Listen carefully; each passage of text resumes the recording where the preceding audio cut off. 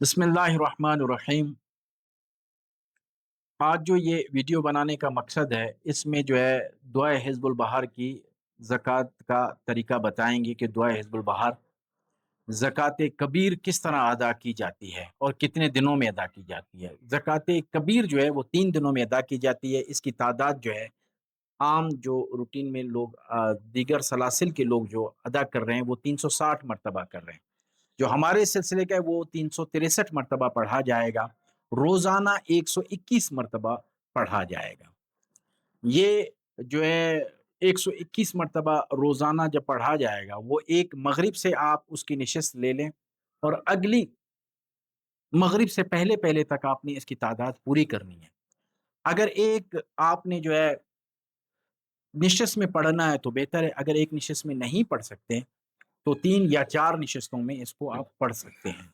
लेकिन याद रखें, पहले दिन जितनी निशस्तें आपने जो है वो कर ली ना, कि 3 निशस्तें या 4 निशस्तें का तयन आपने कर लिया, तो आप इस दौरान जो है इतनी ही निशस्तों में अगले दिन भी पढ़ेंगे। तीसरे या 4 निशस्तें जो भी आपकी नीयत है, वो अगले जो है उसमें दिन भी इसी तरह आपने पढ़ना है।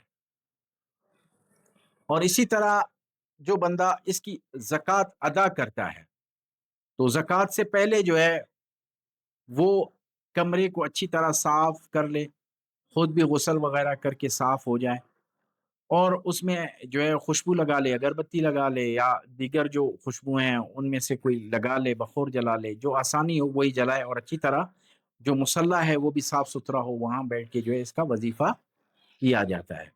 जब आपने जो है कमरे का तयन कर लिया, कमरे के तयन के बाद जो है उसके बाद आपने इसका हिसार करना है। हिसार ये है कि एक मरतबा सूरह फातिहा, फिर जो है सूरह बकरा की आखिरी 2 आयतें आमन रसूल से लेके आखिर तक, और आयतुल कुर्सी और 4 कुल पढ़ के दम करना है, या तसव्वुर करना है कि मैं हिसार में हूँ। फिर उसके बाद आपने जो है दुआ हिज़्बुल बहार पढ़नी शुरू करनी है। ये याद रखें कि दुआ हिज़्बुल बहार पढ़िए, बड़ी बड़ी है, और इसको जो है आप जब पढ़ते हैं तो अच्छी तरह इसके तलफ़्फ़ुज़ दुरुस्त होने चाहिए और इसकी रवानी अच्छी हो और ज़बानी याद हो, तो आप इसकी तादाद जो है मुकम्मल कर सकते हैं। बसूरत दीगर आपके लिए परेशानी होगी, आपके लिए फिर उसकी तादाद पूरी करना 24 घंटे में भी मुश्किल हो जाएगी, क्योंकि ये बड़ी दुआ है और इसको पढ़ना जो है फिर उसके तलफ़्फ़ुज़ में पढ़ना ये मुश्किल होता है। तो इसीलिए वो जो आप जब बैठेंगे तो उस सूरत में इसको अच्छी तरह रवानी में पढ़ लें, फिर बैठें, उसको पढ़ें, फिर आसानी से आप इसको पढ़ सकते हैं। तो कोशिश करें कि एहतिकाफ़ करें, एहराम बाँधें, वज़ीफ़े से पहले एहराम बाँध कर जो है एहतिकाफ़ आपने 3 दिन का अपने घर में करना है, या जहाँ पर जो है वज़ीफ़े का एहतमाम किया है। जैसे अल्हम्दुलिल्लाह कोयटा शहर में बलूचिस्तान सतह पे मेरी ख़ानक़ाह पे यहाँ मियाँ हुज़ूर के हुक्म से हो रहा है।